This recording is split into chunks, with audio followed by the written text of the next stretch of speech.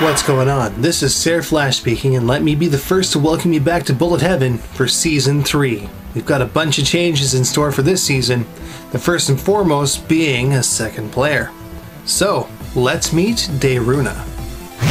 Hello viewers of Bullet Heaven. I'm Daeruna. For this season I'm going to be player 2. I am the lead designer and executive producer and director at Studio Medprints. I am in charge of the animation and comic division.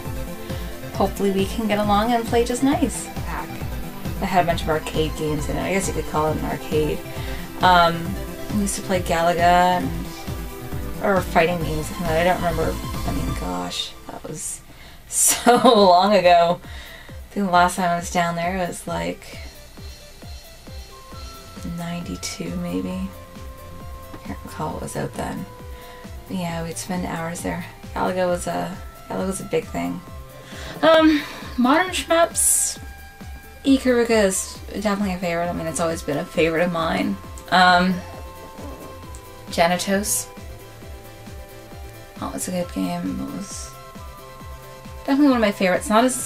Not up on my list with Ikaruga, but definitely up there. I thought that game was really cute.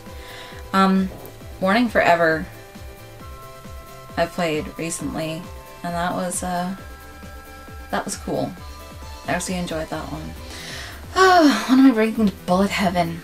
Bringing a fresh perspective from a player returning to the shooting genre.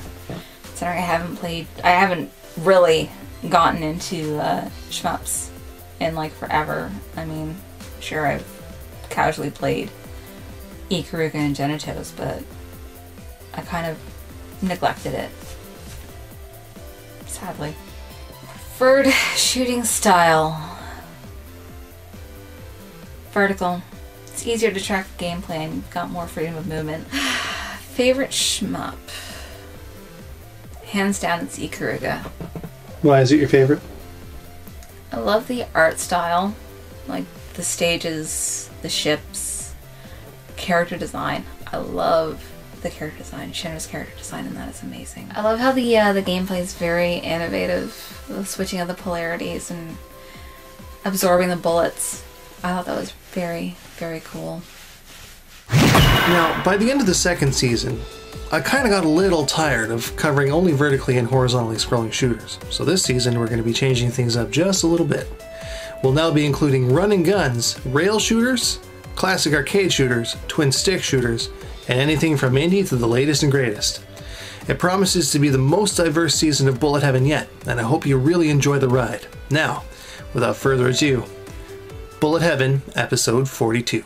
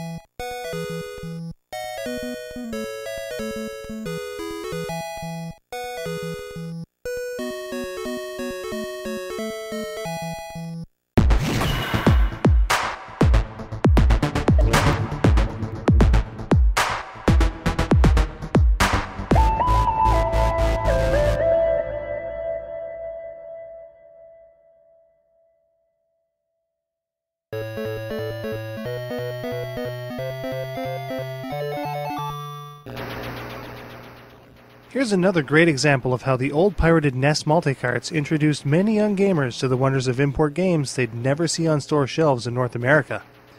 Sky Destroyer was released for Nintendo's Famicom in 1985 by Taito. Set in the World War II Pacific Theater, you pilot a Japanese Zero against the US Navy. As an early Famicom game, Sky Destroyer succeeds with fairly sharp control a decent challenge, and a mildly interesting scoring system. The closer your opposition is, the more points you'll score. Your main opposition is the F6F Hellcat fighter, which will swoop out of the sky and will often hurl red balls of death at you. As you progress through the scene you're in, time will pass and day will fade into night. Before each time change, a series of red fighters will dive out of the skies above. Taking these guys out is absolutely crucial to your continued success, as if you miss even one, your rapid-fire shot will be slowed immensely. With a quick-shot thumb, you can manually rapid-fire, though this can affect your control handling as a result, if you don't have steady enough a hand. Every now and again, a B-24 Liberator bomber will appear. If you can take out all 4 of its engines, it'll go down, taking all of the fighters on screen within kill range with it. The bomber can be tricky though. It's constantly firing explosive rounds at you in an effort to turn you into a smoking patch of burning fuel in the sea. Meanwhile, several different naval vessels such as destroyers, aircraft carriers, and submarines can enter the battlefield from below. The subs and destroyers in specific can be troublesome with their anti-aircraft fire, especially when bombers and numerous fighters are also present. You can deal with them with your torpedo attack and some careful timing. At the end of the scene, a day's time in-game, you'll need to take out a mobile shore battery on an island with your torpedoes. Once this is done, you'll enter a bonus stage, clear it perfectly, and you'll get an extend. Then, it's on to the next scene. In terms of presentation, the graphics are decent and the sound is fine, though outside of the title jingle and the stage opener, there isn't very much music to speak of. Just the drone of your Zero, the sound of explosive rounds, and the odd bomber flying about. Thankfully, the gameplay is decent enough to forgive this shortcoming. This particular game got me really hooked when I had my old multi-cart, and it was a great change of pace between it and 1942. Like many early shooters, it's also a really good score chaser, so it makes a pretty good competition piece. Let's hand it over to player 2 to see what she thinks. Alright, now it's my turn. So I found the game easy to pick up and play. It wasn't overly complicated, but I found it moderately challenging as it was slow in comparison to the games I'm used to playing. The play mechanics are simple enough for novice players to adapt to quickly, but the overall control, while sharp, felt a bit plodding. For its time though, the graphics are fantastic, and I like the little detail in the ships and the planes. Sounds are top notch, but, and it could just be me, I find the lack of some kind of background music really disappointing. In the end though, it's pretty fun overall, and a game I'd most likely go back to. Now then, let's see how Sky Destroyer for Famicom stacks up.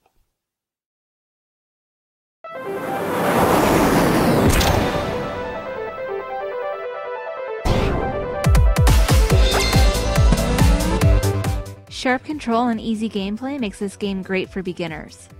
In addition, the addictive score-chasing gameplay is great for competition. Don't forget the decent visuals for such an early game.